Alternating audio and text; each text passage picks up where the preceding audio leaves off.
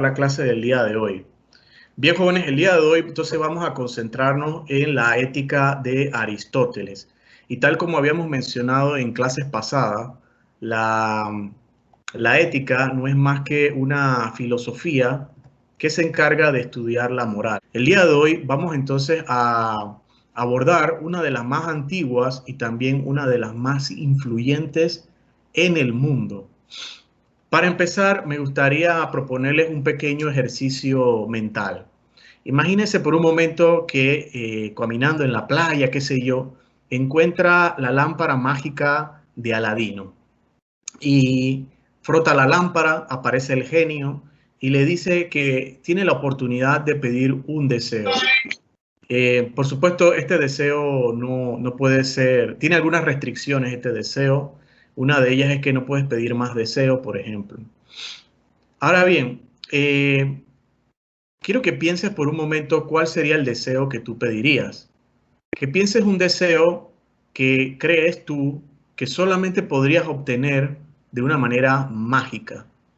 Es la única forma que puedas obtener ese deseo o lo requieres con tanta urgencia que prefieres utilizar la magia para poder obtener ese deseo. Bien, piensa por un momento en el deseo ese. Ahora bien, ahora hagamos otro ejercicio. Pongámonos a pensar qué pasaría si otras personas se encontraran con la misma lámpara, con la lámpara mágica de Aladino, y todos tienen la oportunidad de pedir un deseo. ¿Cuál ustedes creen que serían los deseos más comunes? ¿Cuál creen ustedes que serían los deseos que por lo general pediría la mayoría de las personas? Bueno, muchachos, aunque ustedes no crean, este tipo de ejercicio ya se ha hecho anteriormente. Tal vez no utilizando como referente la lámpara mágica de Aladino, pero ciertamente que ya se ha pensado acerca de cuál es el mayor deseo que pide la mayoría de las personas. En el libro de Aristóteles nos mencionan que si se podría resumir en pocas palabras cuáles son los deseos de la mayoría de la gente, sería riqueza, fama y poder. Riqueza, fama y poder. Ahora bien, lo importante no es eso. Lo importante de estos deseos es que de alguna manera u otra nos revelan algo acerca de la naturaleza humana. Y lo más importante es que detrás de esos deseos también podemos encontrar el camino que nos propone Aristóteles en su ética. Un camino que nos va a llevar a un nivel de mayor satisfacción con nuestras propias vidas, si seguimos los pasos que Aristóteles nos propone. Así que prestemos mucha atención a cuál es la propuesta de Aristóteles y veamos qué relación guardan estos deseos de riqueza, fama y poder con la escuela de Aristóteles. Primero que todo, hay que mencionar que Aristóteles es un filósofo de la antigua Grecia. Él no solamente tuvo una gran influencia en la antigüedad, sino prácticamente en todas las edades, la Edad Media. La Edad Media, por ejemplo, sus ideas fueron acogidas por las grandes religiones. Hubieron intensos debates entre ellos, por ejemplo, la iglesia cristiana, los musulmanes y también los judíos. Eh, Aristóteles no solamente hablaba acerca de la ética, era un filósofo que hablaba de muchísimos temas, tantos así que ustedes podrán escuchar de Aristóteles incluso en clases de ciencias naturales, pues él también hablaba de esas cosas. Y como verán en el cuadro, que aparece él acompañado de su maestro Platón, con la barba blanca, pues ciertamente Aristóteles, a pesar de ser discípulo de Platón y a pesar de que las dos ideas, o sea, las ideas de Platón como las ideas de Aristóteles, tuvieron un gran impacto a nivel mundial, las ideas de Aristóteles son muy, pero que muy diferentes a las de su maestro. De hecho, se podría decir que las ideas de ellos dos dividieron el mundo por completo. El día de hoy nos vamos a concentrar únicamente en un solo libro de él, el que tiene en sus manos, que básicamente se llama La Ética a Nicómaco, que está dedicado a su hijo Nicómaco. Y bueno, ¿qué mejor forma de iniciar esta clase con una pregunta filosófica? ¿Cómo sabemos si nuestras acciones son buenas o malas? Yo sé que esta pregunta de repente no aparece textualmente en el libro, pero quiero que esta pregunta nos sirva como una guía para entender un poco la ética de Aristóteles. ¿Cómo nosotros sabemos si nuestras acciones son correctas o no? Pero desde un punto de vista racional. ¿Cómo? ¿Cuáles serían los elementos o los argumentos que nosotros podemos utilizar para poder establecer si lo que estamos haciendo es lo correcto o no? Muy bien, entonces prestemos atención a cómo Aristóteles aborda este tema. En este mundo, ¿a qué le llamamos bueno y malo? Nosotros tendemos a llamarle bueno a aquellas cosas que cumplen con la finalidad con las que fueron hechas o el propósito con el que vinieron a este mundo. Y le llamamos malo a aquellas cosas que se alejan de su propósito o del fin con el que vinieron a este mundo. Vamos a darle un ejemplo, el cuchillo. ¿Cuál es la finalidad del cuchillo? La finalidad del cuchillo es cortar. Por ende, cuando nos encontramos con un cuchillo bien afilado que hace su trabajo, tendemos a decir que es un buen cuchillo. ¿Por qué? Porque está cumpliendo con su finalidad o su propósito en la vida. Sin embargo, llamamos mal cuchillo a aquel cuchillo que pues no puede cortar. Por alguna razón no puede cortar y por ende tendemos a desecharlo o hay que repararlo o hay que hacer algo, pero ciertamente es un mal cuchillo. Lo mismo podemos aplicar con una silla. ¿Cuál es la finalidad de la silla? La finalidad de la silla es que tú te puedas sentar. Es un mueble para que tú te puedas sentar. Tendemos a llamar una buena silla aquella silla en la que puede cumplir esa finalidad muy bien, tú te sientes cómodo. Y es una mala silla aquella que ni siquiera no te puedes sentar. Por alguna razón no te puedes sentar en esa silla. Por ende es una silla defectuosa, hay que repararla o botarla. Muy bien, hasta ahí entendimos la lógica, ¿no? Bueno es aquello que cumple su fin, malo es aquello que se aleja de su fin. De hecho, esta forma de pensar se le conoce como teleología, o sea que todo va encaminado a una finalidad. Pero bien, ahora utilicemos esta mecánica para entender al ser humano. ¿Cuál es el propósito o cuál es la finalidad del ser humano? ¿Para qué nosotros vinimos a este mundo? Y aquí ya nos encontramos con un problema. ¿Por qué? Porque es muy fácil hablar de cuál es la finalidad de un cuchillo, como es fácil hablar de cuál es la finalidad de una silla, pero es muy difícil hablar acerca de la finalidad de una persona. ¿Para qué nosotros vinimos en este mundo? Es una pregunta complicada. Eh, Sobre todo porque el ser humano es libre de elegir. De hecho, nosotros podemos elegir eh, propósitos en nuestras vidas. Toda nuestra vida se compone justamente de eso, de fines que nosotros mismos nos proponemos. Por ejemplo, ahora mismo tú estás estudiando ética. ¿Para qué? O sea, ¿cuál es la finalidad que estudies ética? Tú dirás, bueno, la finalidad es poder aprobar esta materia. Y ahí está bien. El medio es estudiar y la finalidad es aprobar la materia. Hasta ahí estamos claros. Pero ¿qué pasa? Muchas veces ese fin que nosotros logramos se convierte en un medio para alcanzar otro fin. Por ejemplo, ¿para qué quieres aprobar esta materia? De hecho, ¿para qué quieres aprobar todas las materias? Bueno, tú quieres aprobar todas las materias para en un futuro graduarte. Ese es el fin. Entonces, como ya habrás visto, ahora aprobar las materias se volvió un medio para alcanzar otro fin, que sería graduarte. Pero ¿qué pasa? ¿Para qué quieres graduarte? Bueno, yo quiero graduarme para poder entrar a la universidad. ¿Y qué pasa? Que ahora el fin, que era graduarte, se volvió un medio para alcanzar otro fin, que sería ingresar a la universidad. ¿Y para qué quieres ingresar a la universidad? Bueno, para ser un profesional. ¿Y qué va? Ocurre lo mismo. ¿Y para qué quieres ser un profesional? Y ahí nos vamos. Nos vamos y nos vamos en un ciclo sin fin de medios y fines, a tal punto que llegan tus hijos y también los metes a la escuela para que también aprueben las materias, para que también se gradúen y cumplan el mismo ciclo sin fin que viviste tú, hasta el día en que te mueras. Ahora bien, ¿podrá existir algún fin que nunca se vuelva un medio? Un fin que sea un fin en sí mismo, que simplemente por el hecho de alcanzarlo sea suficiente. Para Aristóteles sí existía aquel fin, y esa era la búsqueda y la base de su filosofía, el fin que nunca se vuelve un medio, el fin que es un fin en sí mismo. Y ese fin en sí mismo, para Aristóteles, es la felicidad.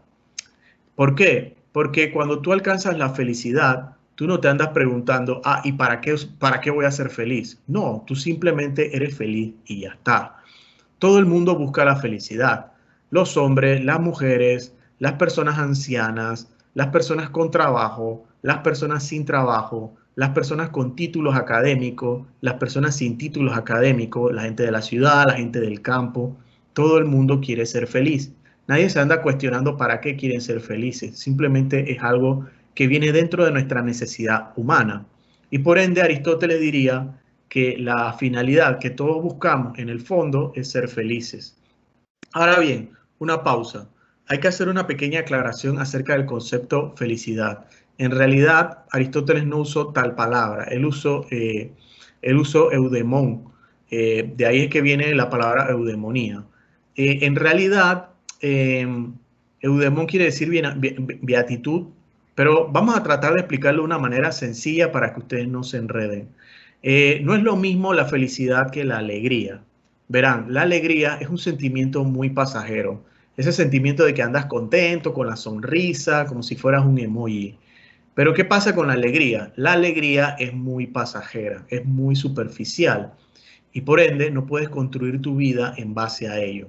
Vamos a un ejemplo. Imagínate que tú llevas mucho tiempo que no has podido hablar con tu pareja y ese preciso día tu pareja te llama. ¿Qué empiezas a experimentar? Alegría. Te sonríes, te sientes contento, ¿no? Tus emociones, ¿no? Se avivan, con escuchar el sonido de su voz. Pero resulta ser que tu pareja te llamó para decirte que van a cortar, que van a cortar porque está pensando salir y tener una relación con tu mejor amigo o tu mejor amiga. ¿Qué ocurre aquí? ¿Dónde quedó tu alegría? Pues se fumó. Ya no sientes esa alegría. Ahora estás experimentando otro tipo de emoción. Puede ser tristeza, puede ser enojo, puede ser frustración, no lo sé, pero ciertamente ya no es alegría, ¿no? Es imposible que tú seas alegre todo el tiempo.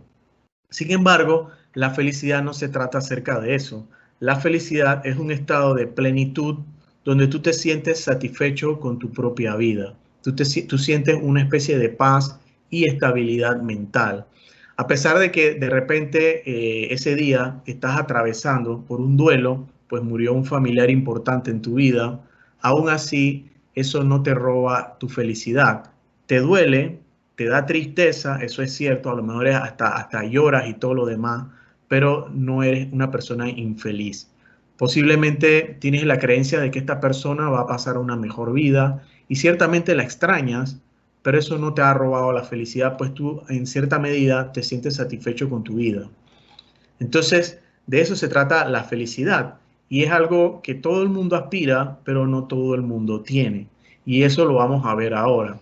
¿Por qué las personas no logran muchas veces alcanzar la felicidad según Aristóteles y por qué la ética es el mejor camino para ello?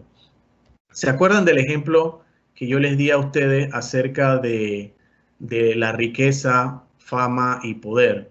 La mayoría de las personas piensan que teniendo ya riqueza o fama y poder, pues ya eres feliz, automáticamente feliz. Aristóteles nos hace una corrección sobre eso. No debemos confundir los medios con el fin. Es verdad que los medios nos pueden ayudar a alcanzar el fin, pero no debemos pensar que ya por tener ese medio automáticamente tienes el fin. Eso mismo ocurre con algunos famosos que hemos conocido, como por ejemplo Lindsay Lohan, que era de mi época, era una actriz, era cantante, tenía riqueza, fama, belleza, todo lo que podemos aspirar. Y a pesar de tener todo ello, llevó una vida muy triste al final, una persona con muchos problemas de depresión y todo eso, que Aristóteles no nos está diciendo que la riqueza es mala. Aristóteles tampoco nos está diciendo que la fama y el poder sean malos. No, él no está diciendo eso. Él lo que está diciendo es que no te engañes pensando de que al tener eso ya serás feliz. Así no es como funcionan las cosas. Ciertamente que como medios te dan cierta ventaja, te ayudan bastante para un día alcanzar la felicidad. Aún faltan algunos elementos que son clave para poder manejarte mejor en la vida. Pero no puedes confundir que eso automáticamente te va a garantizar la felicidad. Y es por eso que muchas personas, a pesar de que logran estas características, aún así no logran ser felices. Entonces prestemos mucha atención al análisis que da Aristóteles sobre eso. Entonces, ¿cuáles serían las claves para alcanzar la felicidad? Bien, primero hay que entender al ser humano, ¿no? Hay que hacer una antropología, como decía Aristóteles. Cuando nacemos, nosotros nacemos con un temperamento. Por ejemplo, hay bebés que nacen alegres, hay bebés que nacen un poco más reservados, hay bebés que son más curiosos. Ese es un temperamento con el que ya tú naces y te vas a quedar pues siempre, ¿no? Pero nosotros no solo nos componemos de temperamento, sino que a lo largo de nuestra vida vamos desarrollando algo que se llama carácter. ¿Y qué es el carácter? El carácter es esa sumatoria de experiencias y la forma que nosotros hemos interpretado esas experiencias y que nos ayudan a enfrentar la vida. Por eso es que vemos que hay personas que decimos, vaya, esta persona sí que tiene un carácter fuerte. O decimos, no, hombre, tú eres una persona de carácter débil. Tú te dejas llevar por lo que dicen tus amigos. No tienes personalidad propia o no tienes fuerza de voluntad propia. A eso es lo que se llama con carácter. Tú tienes que tener un carácter adecuado para enfrentar la vida. Entonces, para Aristóteles, la clave para alcanzar la felicidad era tener un buen carácter. No podía ser ni demasiado duro a tal punto que nadie se te pueda acercar, ni demasiado débil frente a la vida. Tienes que tener un carácter adecuado. Y habían dos formas de poder construir ese carácter. Uno es a través de los hábitos, teniendo buenos hábitos. Acuérdense de lo que yo les dije, que los hábitos es algo que repetimos una y otra vez a tal punto que nuestro cuerpo se acostumbra a ello. Por ejemplo, levantarte temprano. Si te levantas temprano todos los días, llega un momento que incluso los fines de semana te vas a levantar temprano, ¿no? Por otro lado, también existen los malos hábitos, ¿no? Como por ejemplo, trasnocharte en las redes sociales. Si tú lo haces una y otra vez, va a llegar un momento que te va a costar dormirte a tiempo. Entonces, hay que tener mucho cuidado con los hábitos.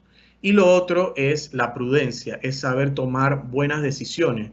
Y para ello tienes que cultivar la educación. Tienes que cultivar la mente con la educación, perdón. Entonces, el día de hoy nos vamos a concentrar en los hábitos. Bien, en los hábitos que tenemos que desarrollar lo que se conoce como la virtud. Y por eso es que le puse un arquero. Virtud, que viene de la palabra vir o fuerza, es la forma de comportarnos. Él le llamaba la excelencia, pero vamos a traducir eso a nuestra forma de hablar. ¿A qué él se refería con eso? Él se refiere a que cuando tú te enfrentas en la vida, cuando enfrentas situaciones en la vida, tienes que hacerlo en la medida correcta. No puedes imprimir o demasiada fuerza o ser demasiado débil. Tiene que ser en la medida adecuada si quieres dar en el blanco. Como un buen arquero, tienes que hacerlo con la fuerza adecuada. Miren que en el libro de Aristóteles menciona que incluso para enojarte con alguien, tienes que hacerlo con la fuerza adecuada, con la persona adecuada, en el momento adecuado y con las palabras adecuadas. Hasta eso tienes que saber hacer bien. Si no, entonces pues tienes que practicar eso. O sea, obviamente tienes que practicarlo.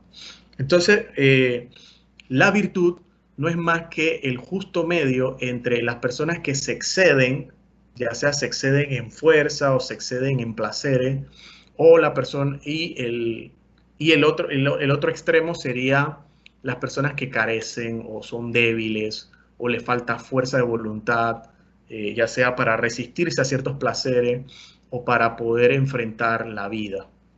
Pues en la vida tenemos que enfrentarnos a dos aspectos que son inevitables, el placer y el dolor. Todo el tiempo estás experimentando placer y dolor. Por ejemplo, ahora mismo tú estás dando tu clase de ética y puede que algunos pues sea más doloroso que placentero, porque podrían estar haciendo otra cosa más interesante o más divertida, qué sé yo. Mientras otros de repente encuentren estas clases un poco placenteras, ¿no? La cuestión es que es algo inevitable. Todos tenemos que atravesar dolor y placer en nuestras vidas. Eso no podemos escapar. Lo que sí podemos hacer es tratar de manejar estos aspectos de nuestra vida de una forma moderada, de una forma correcta.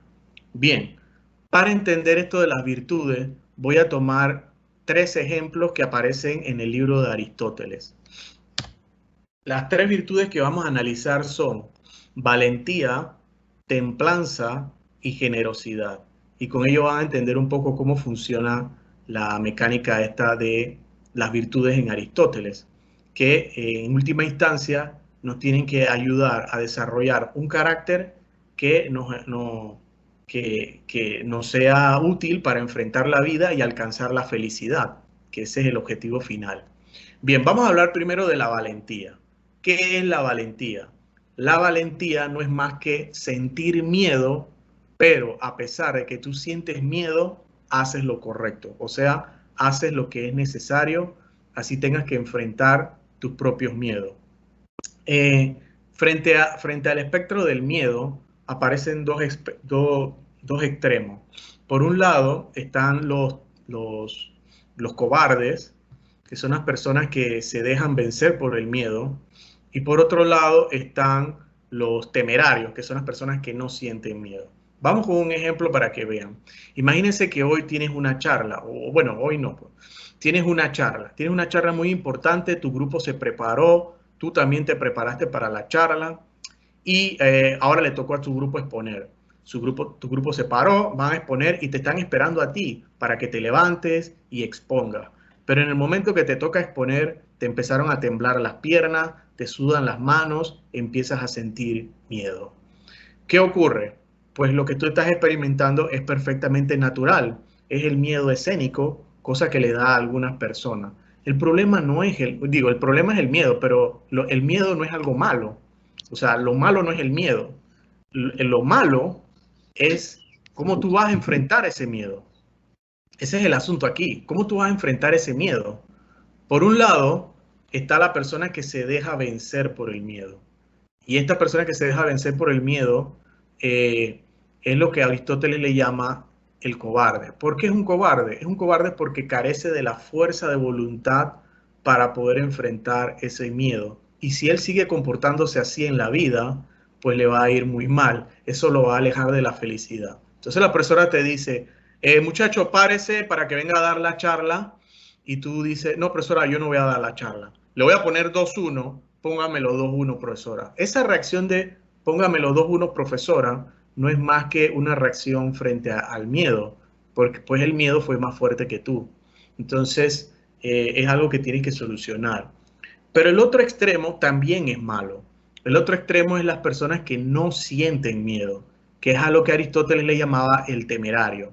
Es como aquellas personas en España que se iban a los rascacielos, al punto más alto que pudieran para tomarse unas selfies guindados de una antena. Y muchos de esos jóvenes se murieron precisamente por eso. O el tipo que se quiere cruzar el semáforo rojo para andar corriendo como si andara en Rápido y Furioso. ¿Qué pasa con esta gente que no siente miedo?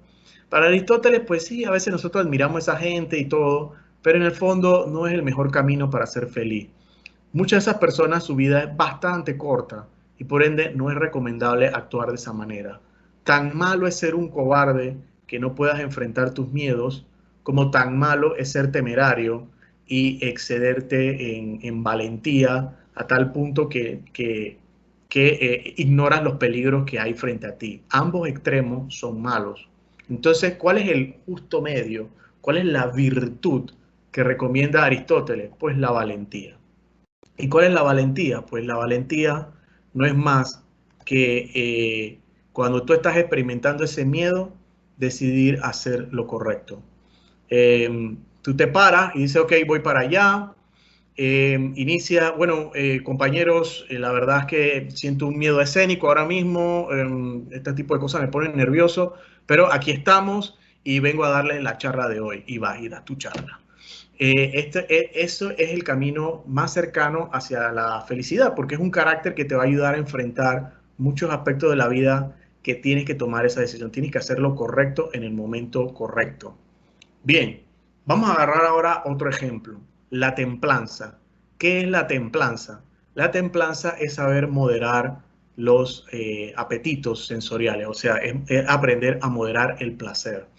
¿Qué ocurre? Que hay personas que frente al placer, como mi amigo que iba a los carnavales y se emborrachaba y luego había que estar recogiéndolo en la calle y gastaba todo su dinero en eso, Al final, ¿qué fue lo que dijo? Bueno, siento que mi vida está vacía, siento que mi vida está vacía, no he logrado nada, qué sé yo. ¿Por qué sienten que su vida está vacía si tienen tantos placeres? Pues el problema es que los placeres no son malos. El problema es que si tú te excedes en los placeres, necesitas más y más y más y más, y llega un punto en que nunca puedes saciar ese hambre. Además de que te puedes autodestruir también. Entonces, tan malo es una persona libertina que se excede en los placeres, como tan malo es una persona insensible que todo es trabajo y estudio y no disfruta de las cosas buenas de la vida. Tienes que tener un equilibrio, tienes que saber disfrutar de los placeres, pero con moderación, sin llegar al límite de autodestruirte. Y el último ejemplo es el generoso. El generoso es aquella persona que sabe compartir su riqueza. ¿De qué te sirve comprar un carro o una casa si no puedes compartirla con tus amigos? Si no puedes ni siquiera darle un bote a nadie o invitar a una barbacoa a tus amigos en tu casa. Por gusto tienes todas esas cosas. La idea es saber compartir, pero como todo en la vida, tiene que ser con moderación.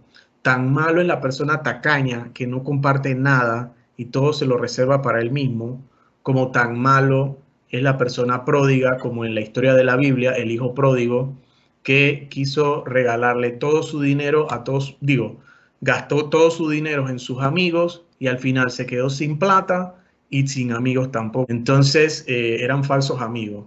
Entonces, tienes que ser moderado también con la forma en que vas a gastar tu dinero. Ser una persona generosa, pero no demasiado.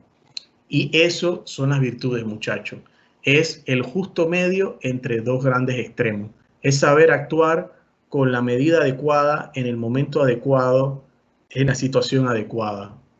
Eso son las virtudes. Por supuesto, para poder tú desarrollar estas virtudes, tienes que practicarlas una y otra vez. De ahí es que viene la famosa frase de Aristóteles, una golondrina no hace verano. ¿Por qué? Porque de nada te sirve que tú quieras ser responsable y entregues los trabajos una vez a tiempo al profesor. Eso no te convierte a ti en un estudiante responsable. Para ser una persona responsable tienes que hacer eso todo el año, de modo tal de que ya se puede decir que eres una persona responsable.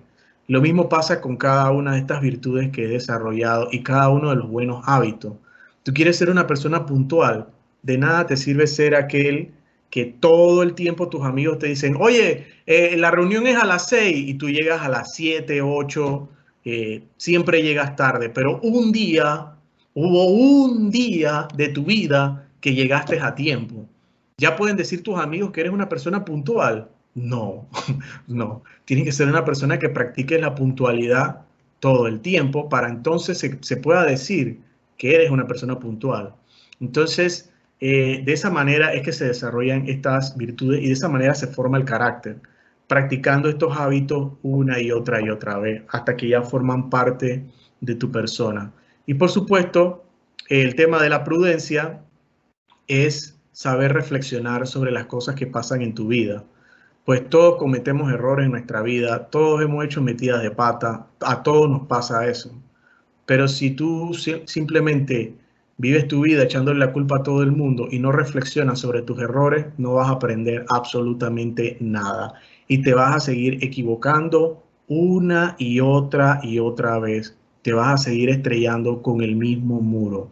Entonces, por eso es que dice esta famosa frase, vivir una vida sin reflexión no vale la pena ser vivida. De hecho, es una frase de Sócrates. Entonces, tienes que aprender a reflexionar acerca de las cosas que están experimentando en tu vida y tienes que aprender a desarrollar buenos hábitos para que tengas el carácter suficiente para enfrentar a la vida. Por eso es que vemos que hay personas que a pesar de tener fama, fortuna y poder, aún así se estrellan en la vida, pues no tienen ese carácter, no saben cómo lidiar con esas cosas. Por ahora ha sido un gusto. Nos vemos en la próxima clase. Recuerden, la otra semana no hay clase, solo les voy a dejar el trabajo y el video. Bien, muchachos, nos vemos entonces en la clase de más arriba. Profe. Hasta luego, profe. Chao, profe.